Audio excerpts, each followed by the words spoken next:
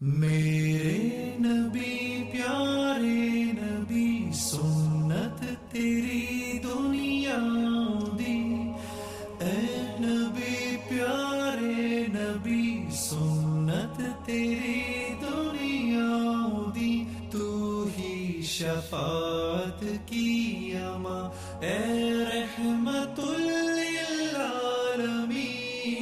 اے نبی پیارے نبی سنت تیری دنیا دی، کوئی نہیں تجھ سا نہیں اے رحمت للعالمین، اے نبی پیارے نبی سنت تیری دنیا دی، اے نبی اے نبی اے نبی،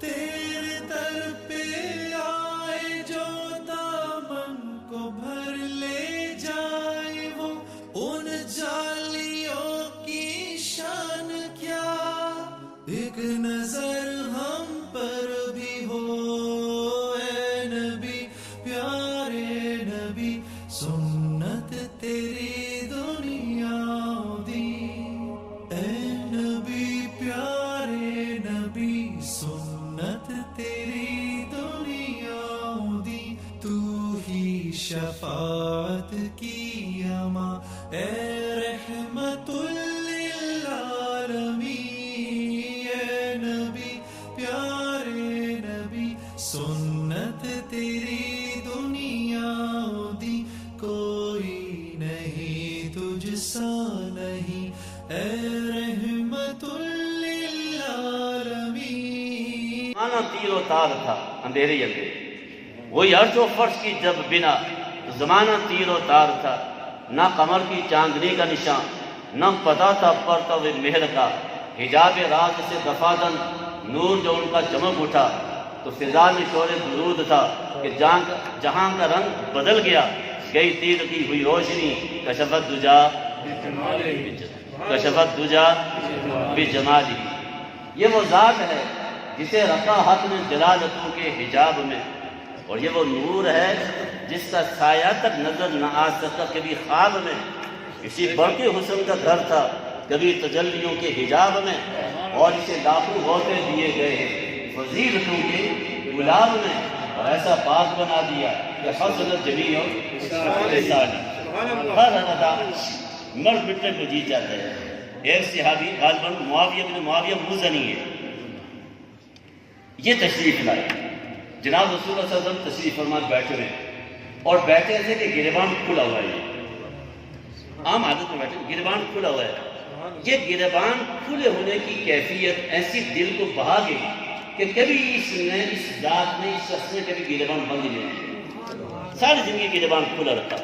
ابو محذورہ رضی اللہ تعالی عنہ، یہ نبی علیہ السلام کے صحابی ہیں، بیت اللہ کے ہمیشہ معظم رہے، ان کے ایمان لانے کا بڑا عجیب واقعہ ہے۔ نبی علیہ السلام اپنے ساتھیوں کے ساتھ سفر میں تھے، نماز کا وقت آیا، آذان ہوئی، صحابی آذان دے رہے ہیں، مؤذن، یہ ابو محذورہ اپنے دوستوں کے ساتھ بچے باہر گئے، یہ آگے ذرا بڑے تھے، کہا کہ کہو جو کہتے تھے، کہلوایا ان سے اللہ اکبر اللہ اکبر اللہ اکبر اللہ اکبر، یہ اونچی آواز سے کہہ دیا، لیکن آگے جو ایمان کا بول تھا، عقیدے کا بول تھا، جب وہ وقت آیا اشہد ان لا الہ الا اللہ، تو پہلے تو نہ بولے، کہا بولو، بولے لیکن آہستہ بولو، آہستہ بولو۔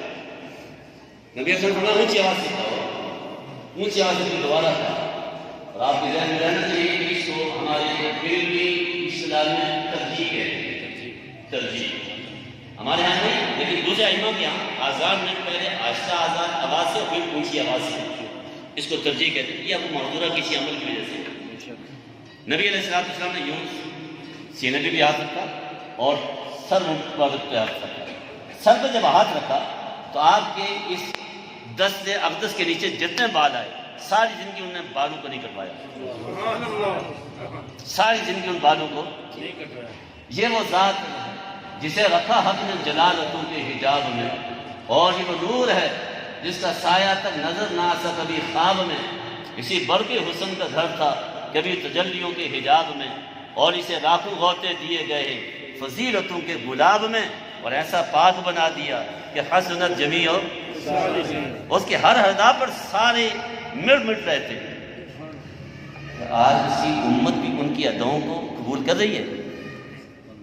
یہ اس کی ادا ہے یا نہیں ہے؟ یہ اس کی ادا ہے یا نہیں ہے؟ یہ میرے محبوبات کے محبوب کی ادا ہے بھائی۔ میرے نبی نے فرمایا تھا صلی اللہ علیہ وسلم، جو امامہ باندھ کر نماز پڑھتا ہے 70 گنا اس کو ثواب ملتا ہے۔ اور آپ کو پتہ ہے کہ آپ کے نبی کی اس امامہ کی سنت کو اس کے دشمن نے یا ویٹر کے سر پہ سجایا ہے یا ڈھول پیٹنے والے کے سر پہ سجایا ہے یا نہیں ہے بھائی؟ وہ دیکھ رہے ہو نہیں دیکھ رہے ہو؟ اس کی اتنی احانت۔ اور آج اس نبی کا امتی کہلانے والا بھی فقیہ طور پر اسی کو بناتا ہے جس کے سر پر وہ نبی کی سنت ہے اور وہ ڈھول پیٹ رہا ہے۔ بابو صاحب تو کوٹ پینٹ ٹائی سوٹ پہنے ہوئے کرسی پہ بیٹھ کر کھانا منگوا رہے ہیں، اور ویٹر نوکر وہ سر پہ امام بندے ہوئے خدمت کے لیے آ رہے ہیں۔ میرے نبی کی ان اداؤں کو میرے نبی کی امتوں نے کیا مقام دیا ہے۔ حسنت جمیع خصالی، اس کی ہر ادا عمدہ، ہر ادا اچھی۔ وہ نبی کا حسن و جمال تھا کہ درود بھیجتا تھا خدا۔ وہ نبی کا حسن و جمال تھا کہ درود بھیجتا تھا خدا، اور وہ نبی کا جاہ و جلال تھا کہ حبل بھی جس سے لرز اٹھا۔ حبل بھی جس سے لرز اٹھا۔ حضور فتح مکہ کے موقع میں بیت اللہ میں آئے تو جو بت رکھے ہوئے تھے معبود، مشرکین کے معبود رکھے ہوئے تھے، جو اشارہ کر رہے ہیں وہ سر رکوع ہو کر گرتے جا رہے ہیں۔ حبل بھی گر رہا ہے اور منات بھی گر رہا ہے اور عزہ بھی گر رہا ہے۔ وہ نبی کا حسن و جمال تھا کہ درود بھیجتا تھا خدا، اور یہ نبی کا جاہ و جلال تھا کہ حبل بھی جس سے لرز اٹھا۔ شب و روز شام و سحر وہ رحمتوں میں گرا رہا، اور امت خاص کا اداس چہرہ جب نظر پڑا تو رب نے حکم دے دیا صلو علیہ وآلہ اللہم صلی علی سیدنا مولانا محمد وعلی آل سیدنا مولانا محمد وبارک وسلم۔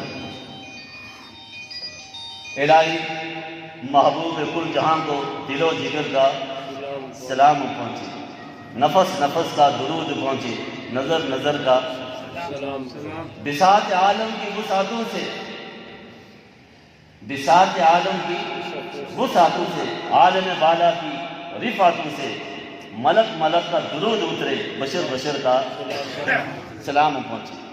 وہ رسول صلی اللہ علیہ وسلم جس کے ساتھ میری اور آپ کی ایک نسبت اللہ نے قائم فرمائی، اور قائم فرما کر سب سے بڑا احسان کیا، سب سے بڑا احسان کیا اس انسانیت پر، اس امت پر، اور اس کلمہ کو کہلانے والے مسلمان پر۔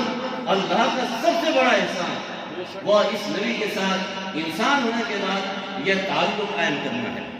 خود انسان بنانا احسان ہے۔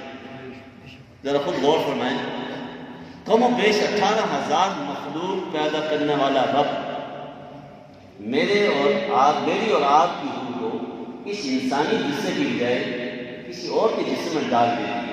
آج ہم گھر کے کسی کمرے میں بندھے ہوئے، ہمارے گلے میں رسہ ہوتا، آج ہم گلی کوچے میں بھونک رہے ہوتے، آج ہم جنگلوں میں کہیں کسی غار میں بسیرا کر رہے ہوتے، کیا کوئی احتجاج کر سکتے تھے؟ کیا اس مخلوق میں سے کسی نے احتجاج کیا؟ مجھے جانور کیوں بنایا؟ مجھے درندہ کیوں بنایا؟ مجھے سور و خنزیر کیوں بنایا؟ اگر ہم ایسے ہوتے تو کیا کر سکتے تھے؟ کیا یہی ہے کہ اسے انسان بنایا؟ تھوڑا احسان ہے؟ کیا خیال ہے؟ تھوڑا احسان ہے؟ کبھی اکیلے بیٹھ کے سوچ لیا کریں کہ اس رب کا یہ احسان معمولی احسان ہے؟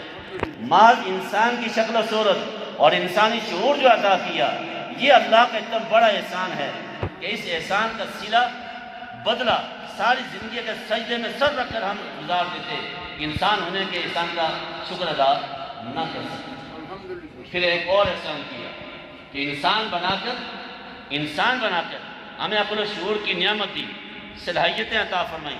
کتنے خوبصورت انسان، باہر ان کو دیکھ کر رشک آتا ہے ان کی خوبصورتی کو دیکھ کر، لیکن ذہنی توازن ٹھیک نہیں ہے، کیا یہ معمولی احسان نہیں ہے؟ یہ عقل و شعور کی صلاحیت ہے جو عطا فرمائی ہے، سلامتی عطا فرمائی ہے، یہ تو بڑا احسان ہے۔ پھر عقل و شعور کے ساتھ ساتھ ہماری جیب میں بھی کچھ نہ کچھ رکھ دیا، یہ مال و دولت کی نعمت۔ پھر یہ ظاہری جو شکل و صورت آنکھوں کی نعمت،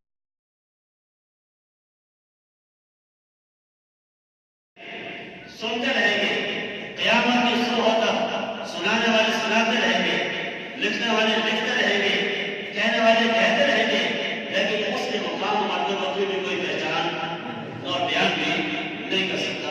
ہم عاجزی کے ساتھ یہی کہیں گے، بات خدا حضور تو ایک حصہ، یا صاحب الجمال یا سید البشر یوں وجہ کرمجی لقد نور القمر لا يمكن السنا كما كان حقه آدم خدا حضور تو ایک حصہ ہے۔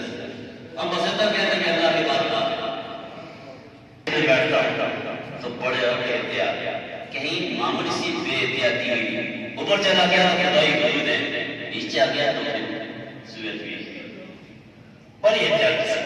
اس لیے کہا جاتا ہے باخدا دیوانہ بخش با محمد بشیر، باخدا دیوانہ۔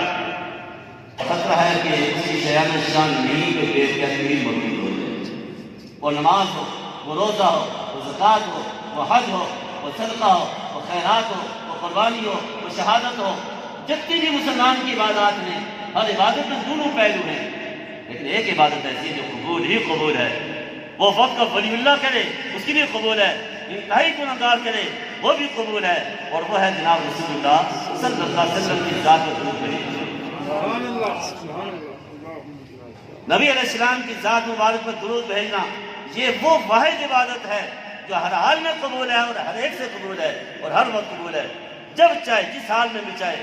اور جب جناب رسول اللہ صلی اللہ علیہ وسلم کی ذات پر درود بھیجے گا تو اللہ ہر وقت اس کو قبول فرمائیں گے۔ اور بھائی وجہ بھی اس کی ہے کہ یہ وہ عمل ہے جس میں خود رب بھی شریک ہے۔ ان اللہ وملائکتہ یصلون علی النبی، اور کہنے والے کہتے ہیں کہ ملک کے حکمران کا اگر کسی کاروبار میں شیئر ہو تو اکثر لاس نہیں ہوتی۔ یہ تو ویسے مثال کے لیے، اصل حکمران تو وہی ہے، اصل حکمران تو وہی ہے۔ وہ رسول صلی اللہ علیہ وسلم تشریف لائے، دو باتیں صرف عرض کرنے کی، کیا لے کر آئے اور کیوں آئے؟ آئے تو صحیح، کون تھے بیان ہو رہا ہے، اپنے بھی بیگانے بھی، کیوں آئے، کیا لے کر آئے؟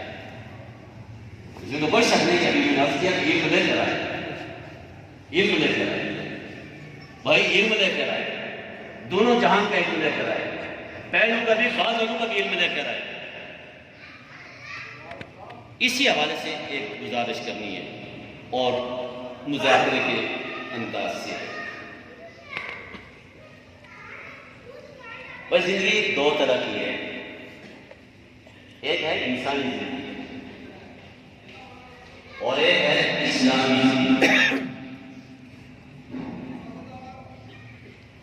انسانی زندگی کی کچھ ضروریات ہیں جن کے لیے علم چاہیے،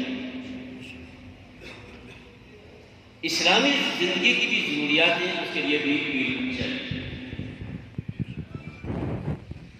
انسانی زندگی کی ضروریات کا علم اللہ نے خود انسان کے اندر رکھا ہوا ہے،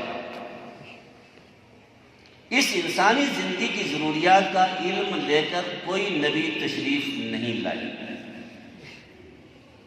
اللہ نے جس کو پیدا کیا جو جانتا ہے اس کے اندر زندگی گزارنے کا علم رکھا ہے، جانور پیدا ہوئے ان کے اندر علم رکھا ہے،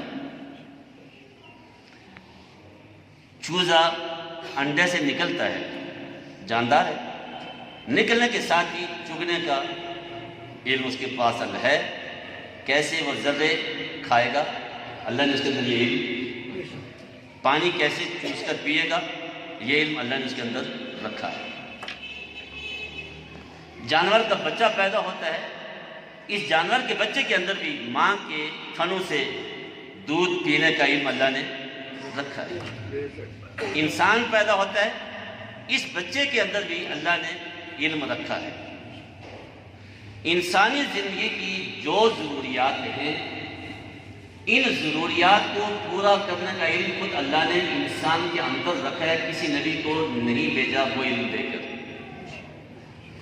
اور انسانی زندگی کی بنیادی 4 ضروریات ہیں،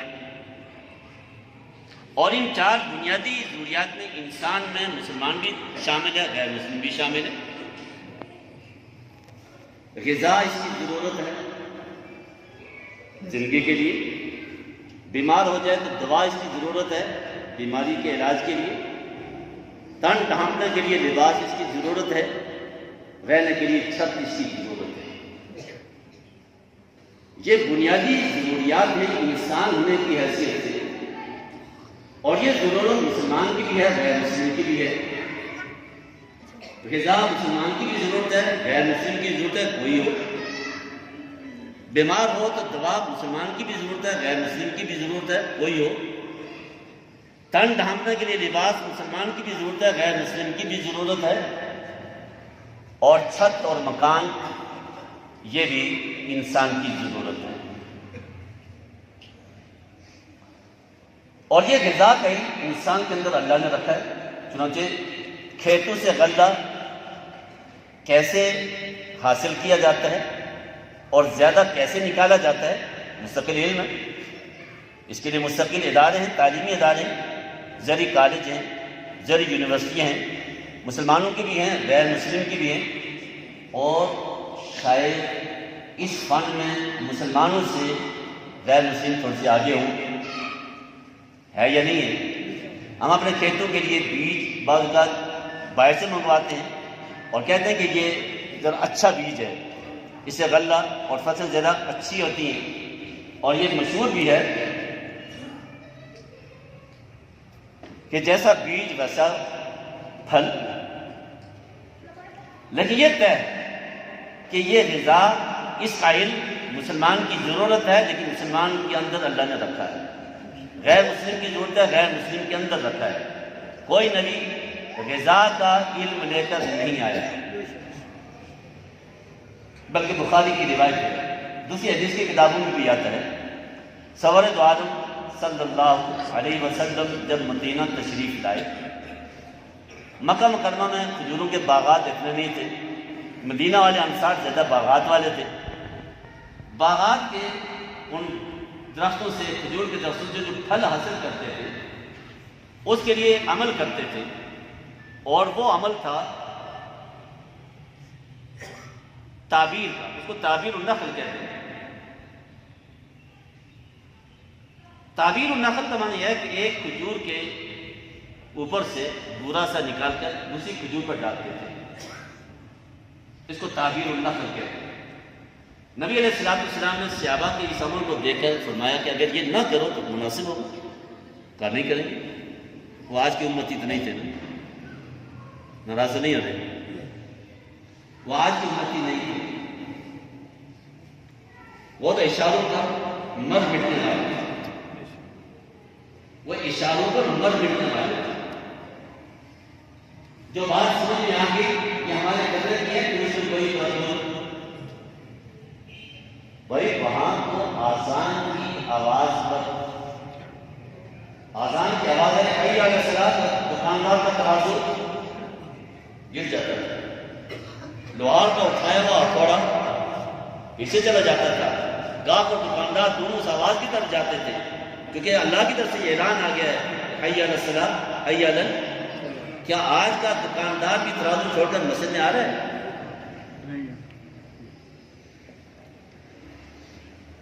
وہاں آواز لگتی تھی تو لوگ اس اللہ کی آواز پر خوشی خوشی گردن کٹانے کے لیے تیار ہو جاتے تھے، لیکن آج آواز لگنے پر خوشی خوشی گردن کٹانا تو دور ہے، تکیے سے سر اٹھانا بھی ان کے لیے، کٹانا بعد کی بات ہے، سر اٹھانا یہ مشکل ہو رہا ہے۔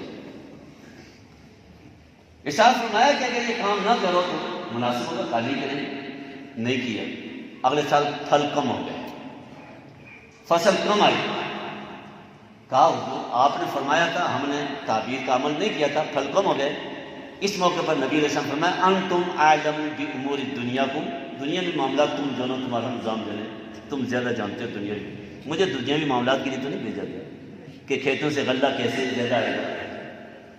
کوئی بھی نبی انسان کی اس بنیادی ضرورت کا علم لے کر نہیں آیا بشمول نبی کریم صلی اللہ علیہ وسلم۔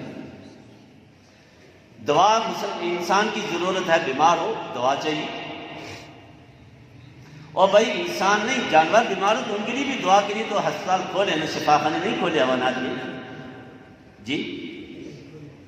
لیکن یہ بیماری کا علاج کیسے ہوتا ہے اس کا علم خود اللہ نے انسان کے اندر رکھا ہے، مسلمان کے اندر بھی رکھا ہے، غیر مسلم کے اندر بھی رکھا ہے۔ صلاحیتیں، ان صلاحیتوں کو استعمال کرتا ہے تو اچھی سے اچھی دوا علاج کی وہ آدمی بیماری کا تیار کرتا ہے، اور اس معاملے میں بھی مسلمانوں سے غیر مسلم آگے ہیں یا نہیں؟ میڈیکل کالج ہمارے بھی ہیں، غیر مسلموں کے بھی ہیں، اور ہمارے یہاں تو ایک نسل ایسی بھی پیدا ہو چکی ہے جس کا علاج مسلمانوں کے پاس ہوتا ہی نہیں ہے۔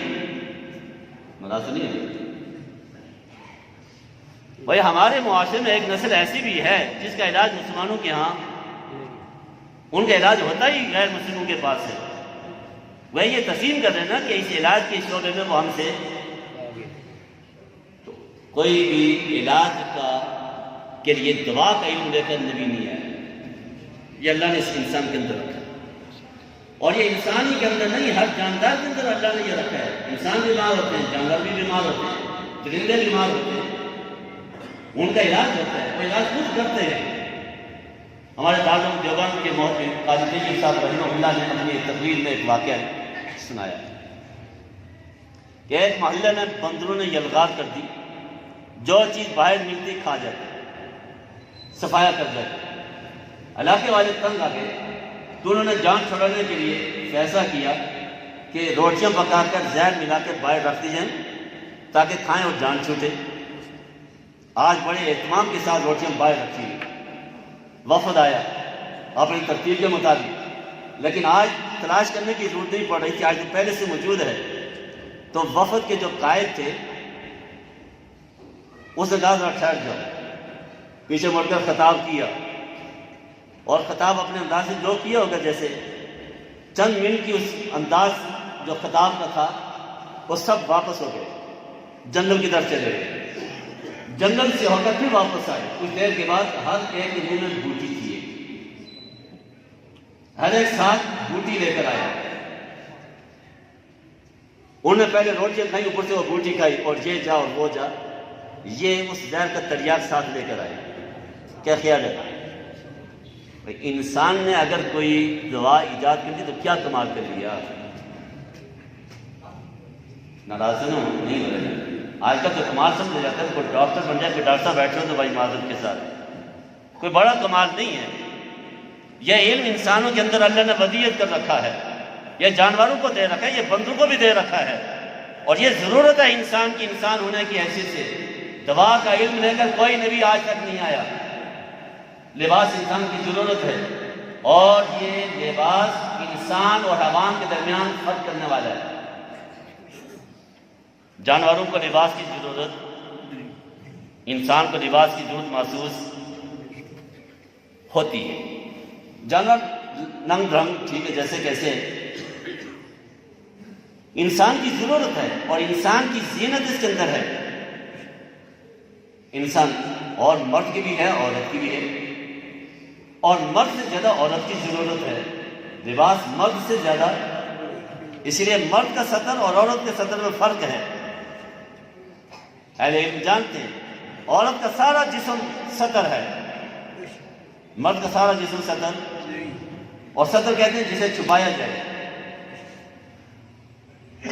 لیکن کتنی عجیب سی بات ہے، اور وہ لوگ جو اپنے آپ کو تہذیب یافتہ کہلاتے ہیں، اور بدقسمتی جن کو ہم تہذیب یافتہ سمجھیں ان کے پیچھے چلنے پر اعزاز سمجھتے ہیں، ذرا ان کی ترتیب دیکھیں۔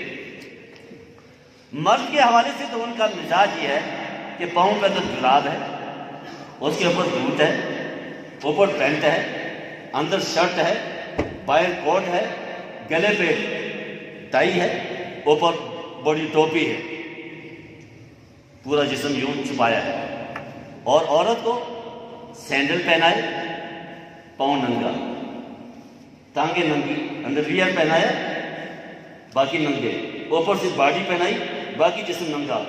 اللہ اللہ خیر صلی اللہ، یہی ہے یا نہیں ہے بھائی؟ یہی ہے یا نہیں ہے؟ اسی لیے نبی علیہ السلام نے فرمایا لباس جسم کو چھپانے کے لیے ہوتا ہے، جسم کو ظاہر کرنے کے لیے۔ جس لباس سے جسم چھلکتا ہوا نظر آئے وہ لباس نہیں ہے۔ رب قاسیات عاریات، بہت ساری لباس پہنے ہوئے بھی ننگی ہوتی ہے، یہ لباس نہیں، اور یہ لباس پہننے والے لعنتی ہیں۔ نبی علیہ السلام کے ارشاد ہے یہ لباس پہننے والے لعنتی ہیں، اور لعنتی لباس پہننے والے جب لعنتی ہیں تو کوئی اگر ناراض نہ ہو تو یہ بیچنے والے، آج شریفوں کو لباس شریفانہ نہیں مل رہا، مل رہا ہے، فرمایا وہ باریک لباس، وہ لباس نہیں ہے، اور وہ تنگ لباس جس سے جس کی جسامت معلوم ہو، یہ بھی لباس نہیں ہے۔ لیکن کیا عجیب تماشے ہے، اس نبی کی امتی کہلانے والے آج اس کی شادی کے موقع پر کیا کچھ پہنا جا رہا ہے؟ ہیں وہ عاشق، ہیں وہ محبت کے دعوے کرنے والے، لیکن ان کے جسم پر پہنا ہوا لباس ان پہ اللہ کی لعنت برس رہی ہے یہ نہیں ہے؟ اور تاریخ لباس، آج دیندار برہنوں کی بچیاں جو لباس پہن کر بازار میں پھر رہی ہیں، باغ میں بھی عام ہو گیا، دیکور میں بھی عام ہو گیا، جس لباس پر شیطان کو بھی شرم آتی ہے وہ آج دیندار کہلانے والے بچے اور بچیاں پہن رہی ہیں، اور جس کے باپ کے پیشانی پر سجدے کی محراب کی نشان ہے، آج اس کی بچی بھی وہی لباس پہن کر بازار میں چل پھر رہی ہے یہ نہیں ہے میرے بھائی؟ جی ایک بوڑھے بابا نے روتے ہوئے مجھ سے کام بولا، میں آج اپنی بچی کے جسم پر پہنا ہوا لباس دیکھ نہیں سکتا۔ آج بچی مطالبہ کر رہی ہے میرا لباس اسلام آباد کے فلاں سیکٹر کی فلاں گلی میں اس نام کا جو دکاندار اس کے سلوا کر لاؤ۔ ہمارے ایک دوست وکیل ہے، ان کے چیمبر میں ایک دن بیٹھے تو کہنے لگے مولانا عجیب سی بات ہے، میں پینٹ پہنے ہوئے لیکن میری پینٹ اتنی ہے کہ اس میں دوسری ٹانگ کو گھسائیں تو گھس جاتی ہے، لیکن آج کی بچیوں کا جو لباس ہے وہ اتنا ٹائٹ ہے کہ ساری ٹانگیں بھی، آج مسلمانوں کی بچی ہیں نا، مسلمانوں کا گھر کا یہ ہے لباس۔ لباس انسان کی ضرورت ہے، اور اس لباس میں بھی اس کا علم تیار کرنے کا مسلمان کو بھی ہے غیر مسلم کو بھی ہے، انتر ہے۔ کوئی نبی لباس کا علم لے کر نہیں آیا، کوئی نبی لباس کا علم لے کر نہیں آیا، یہ انسان کی ضرورت ہے، انسان کے اندر رکھی ہے۔ مکان کیسا ہو، اچھا کیسے ہو، مضبوط کیسے ہو، اس کا علم خود انسان کے اندر رکھا ہے۔ انجینئرنگ کا علم ہے، مسلمانوں کے ہاں بھی اس کے کالج اور یونیورسٹیاں ہیں، غیر مسلموں کا بھی ہیں۔ یہ وہ بنیادی ضروریات ہیں جو انسانی زندگی کے لیے ضروری ہیں، اور ان کے لیے جو علم ہے خود انسان کے اندر اللہ رکھتا ہے۔ کوئی نبی یہ علم لے کر اپنی میں سے کچھ بھی نہیں آیا۔ عیسیٰ علیہ السلام اور جناب رسول اللہ صلی اللہ علیہ وسلم کے درمیان 6 صدیاں گزری، ان 6 صدی میں انسان کھاتے پیتے تھے یا نہیں تھے؟ نبی کوئی نہیں آیا۔ غذا کے علم لے کر کوئی 6 صدیوں میں نبی، لیکن لوگ کھاتے تھے، غذا استعمال، لوگ بیمار ہوتے تھے، علاج کرتے تھے، دوا کا علم لے کر 6 صدی میں کوئی نبی نہیں آیا۔ لباس پہنتے تھے لیکن کوئی نبی لباس کا علم لے کر نہیں آیا۔ مکان بناتے تھے، کوئی نبی مکان کا چھت کا علم لے کر نہیں آیا، خود رسول اللہ صلی اللہ علیہ وسلم تشریف لائے۔ بتانا یہ چاہ رہا ہوں یہ انسانی زندگی کی ضروریات ہیں۔ حضور علم لے کر آئے، علم دو جہان کا لے کر آئے، پہلوں اور پچھلوں سے زائد کی علم لے کر آئے، لیکن وہ علم جو لے کر آئے وہ نہ میری غذا کا ہے، وہ نہ میری دوا کا ہے، وہ نہ میرے لباس کا ہے، نہ میری وہ چھت کا ہے، لیکن علم لے کر آئے۔ وہ علم کون سا تھا؟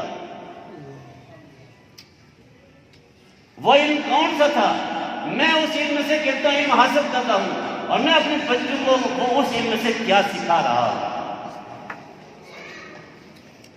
یا آج کا میرا بچہ 5 سال کا وہ بچہ ہے اور 6 کلو کا اس نے بستہ اٹھایا ہوا ہے، علم حاصل کرنے کے لیے جا رہے ہیں نا، کوئی شک نہیں۔ یہ پریب سے لے کر یونیورسٹی تک یہ جتنا بھی علم کے جتنے بھی شعبے ہیں وہ یا میری غذا سے تعلق رکھتے ہیں، یا میری وہ دوا سے تعلق رکھتے ہیں، یا میرے اچھے لباس سے تعلق رکھتے ہیں، یا میرے اچھے مکان سے تعلق رکھتے ہیں، میرے سارے علم کا محور میری انسانی ضرورت ہے یا کچھ اور ہے؟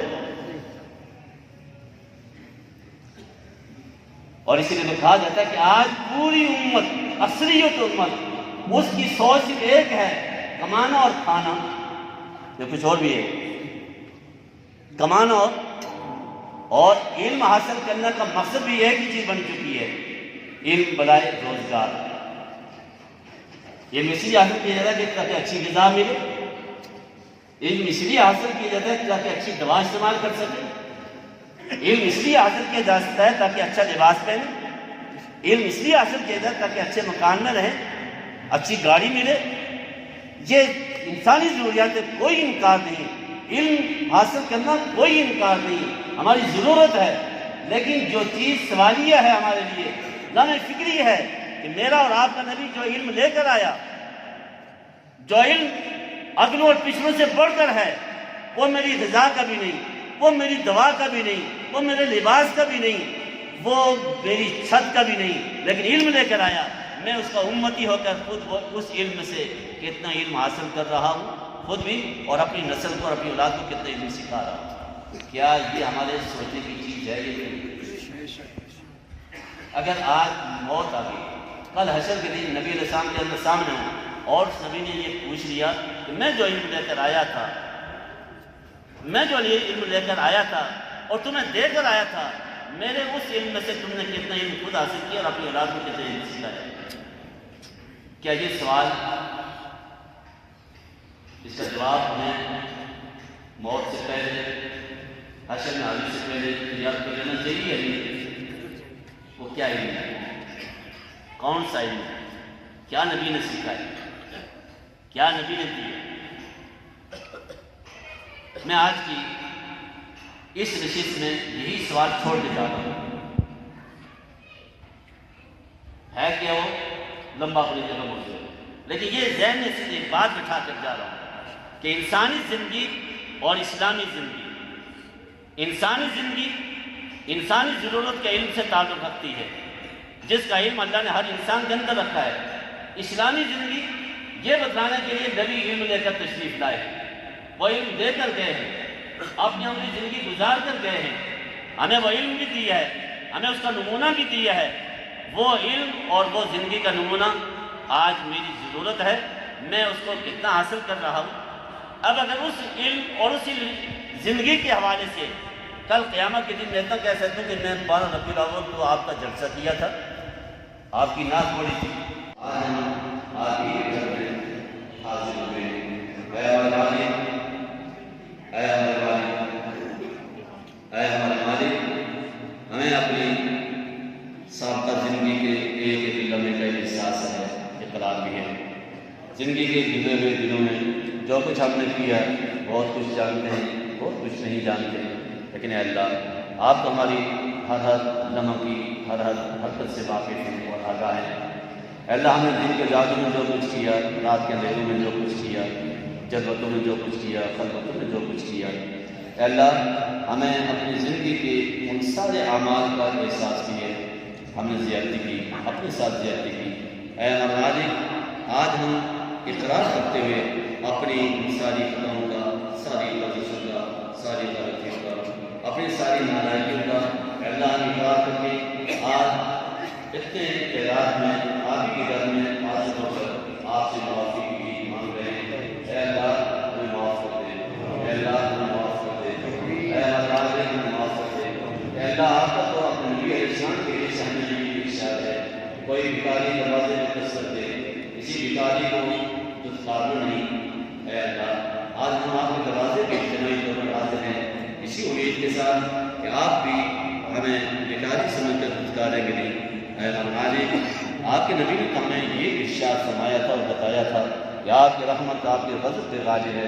اے اللہ، آپ کے نبی نے تو ہمیں یہ بات بھی پہنچائی تھی اور بتائی تھی کہ والد اپنی ایک ماں اپنی اولاد کے ساتھ اتنی شفیق نہیں ہوتی جتنے اللہ کی ذات اپنے بندوں کے ساتھ شفیق ہے۔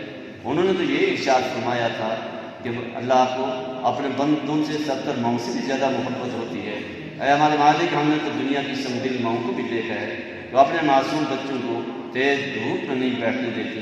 اے اللہ، ہم نے تو ان ماؤں کو بھی دیکھا ہے جو چولہے کی آگ کی طرف پھٹکنے بھی نہیں دیتی، سختی سے دور کر دیتی ہیں۔ اے ہمارے مالک، ہم بھی اپنی نادانی اور غفلت کی وجہ سے بڑی تیزی کے ساتھ بڑی خوشی خوشی چھلانگیں لگاتے ہوئے جہنم کی طرف دوڑ رہے ہیں۔ اے ہمارے مالک، آپ شفیق ایمان کی طرح جہنم کی راہوں سے ہمیں دور کر دے۔ اے اللہ، ہمیں جہنم کی راہوں سے دور کر دے۔ اے اللہ، ہمیں جہنم کی راہوں سے دور کر دے۔ اے ہمارے مالک، ہمارے دامن خالی ہیں، وہی سوغات ہمارے پاس نہیں جسے آپ کی بارگاہ میں پیش کر کے آپ سے کچھ مانگ سکیں۔ اے اللہ، ہمارے دامن خالی ہیں۔ اے اللہ، ہمارے ساتھ ہمارے اعمال کے اعتبار سے اگر انصاف کا معاملہ ہوا ہم ہلاک ہو جائیں گے۔ اے اللہ، ہم آپ سے انصاف نہیں، عدل نہیں، اے اللہ کرم کی بھیک مانگ رہے ہیں، فضل کی بھیک مانگ رہے ہیں۔ اے ہمارے مالک، ہمیں تو آپ کے نبی نے یہ بھی ارشاد فرمایا تھا کہ آپ کا یہ ارشاد گرامی ہے کہ جب کوئی سفید بالوں والے ہاتھ اٹھاتے ہیں تو مجھے حیا آتی ہے کہ ان کے ہاتھ کو خالی ہوتا ہوں۔ اے ہمارے مالک، اس وقت بہت سارے ایسے ہیں جن کے چہروں پہ سفید بال ہیں۔ اے اللہ، آپ اپنے ارشاد کی لاج رکھتے ہوئے آج ہمیں معلوم نہ فرمائیں۔ اے اللہ، ہمارے خالی ہاتھ ہیں، یہ تو دین دنیا کی خیر سے بھرتے ہیں۔ اے اللہ، ہمارے خالی دامن ہیں، دین دنیا کی خیر سے بھرتے ہیں۔ اے اللہ، آج ہم ایسے وقت میں جی رہے کہ ہمارے سامنے تو آپ کے نبی کی حرمت لٹ رہی ہے، آپ کے نبی کی ناموس کا سودا کیا جا رہا ہے۔ اور اے اللہ، آج تو ہم اپنے پیٹ بھرنے کے لیے آپ کے ناموس، آپ کے نبی کی ناموس کا سودے کر رہے ہیں اور خوشیاں بنا رہے ہیں۔ اے اللہ، اس کا دفاع کر رہے ہیں۔ اے ہمارے مالک، اس سے بڑا جرم ہمارا کیا ہوگا؟ اے اللہ، ہماری دنیا کا سہارا بھی تیرے نبی کی ناموس تھی اور ہماری آخرت کا سہارا بھی تیرے نبی کی ذات ہوگی۔ اے اللہ، ہمارے اس جرم عظیم کو معاف کر دے۔ اے اللہ، ہمارے اس جرم عظیم کو معاف کر دے۔ اے اللہ، ہم نے تیرے نبی کا کلمہ تو پڑھا، نسبت ان کے ساتھ قائم کی، لیکن اے اللہ، ہم نے جان جان کر ان کی ایک ایک سنت کو اپنی زندگی سے نکالا، اپنی گھر شادیوں سے نکالا، ہماری اپنی خوشیوں سے نکالا، اپنی غمیوں سے نکالا۔ اے اللہ، ہمارے اس جرم کو معاف کر دے، بنا دے، ہمارے گھر والوں کو فرمان بردار بنا دے۔ اے اللہ، ہمارے بیماروں کو شفا نصیب فرما، پریشان حالوں کی پریشانیوں کو دور فرما، مسائل اور جو ہم کو مسائل سے نجات عطا فرما، جو وفات پا چکے ہیں ان سب کی مغفرت فرما۔ اس مجلس میں جتنے بھی افراد موجود ہیں جن کے والدین عزیز و قاری فوت ہوئے، سب کی مغفرت فرما، سب کی بخشش فرما، اور حشر کی منزل سب کے لیے آسان فرما۔ اے اللہ، عالم اسلام کو استحکام نصیب فرما، خصوصاً ہمارے ملک اور ہماری ریاست کی حفاظت فرما۔ اے اللہ، جس نام پر اسے بنایا گیا تھا، اے اللہ، سے ذمہ داروں کو اس کی لاج رکھنے کی توفیق عطا فرما۔ اے اللہ، ہماری بدعمالیوں کے نتیجے میں تو نے جو حکمران ہم پر مسلط کیے ہیں، اے اللہ، ہم توبہ کرتے ہیں اپنی بدعمالیوں سے، ان بدتماش حکمرانوں کو ہمارے سر سے ہٹا دے۔ اے اللہ، ان کو ہمارے سر سے ہٹا دے۔ اے اللہ، ہمیں نیک و صالح حکمران عطا فرما، عادل حکمران عطا فرما، خوف والا ڈر والا حکمران عطا فرما۔ اے اللہ، اپنے نبی سے محبت والا حکمران عطا فرما۔ اے اللہ، ہمیں اپنی ذمہ داریوں کا بھی احساس نصیب فرما۔ اے اللہ، ہماری دعاؤں کو، اے اللہ، ہمیں اپنے نبی کے ساتھ امتی ہونے کے ناطے اپنی ذمہ داریوں کا احساس نصیب فرما اور ان سے عطا ہونے کی توفیق عطا فرما۔ اے اللہ، ہماری دعاؤں کو محض اپنے فضل و کرم سے قبول فرما۔ ربنا تقبل منا انك انت السميع العليم وتب علينا انك انت التواب الرحيم، وصلى الله تعالى على خير خلقه محمد وآله وصحبه۔ میرے نبی پیارے نبی، سنت تیری دنیا دی، اے نبی پیارے نبی، سنت تیری دنیا دی، تو ہی شفاعت کی اما، اے رحمت للعالمین، اے نبی پیارے نبی، سنت تیری دنیا دی، کوئی نہیں تجھ سا نہیں، اے رحمت للعالمین، اے نبی پیارے نبی، سنت تیری دنیا دی، اے نبی، اے نبی، اے نبی، تیرے در پہ آئے جو دامن کو بھر لے جائے، وہ ان جالیوں کی شان کیا، ایک ایک نظر ہم پر بھی ہو اے نبی پیارے نبی سنت تیری دنیا دی اے نبی پیارے نبی سنت تیری دنیا دی تو ہی شفاعت کی اما اے رحمت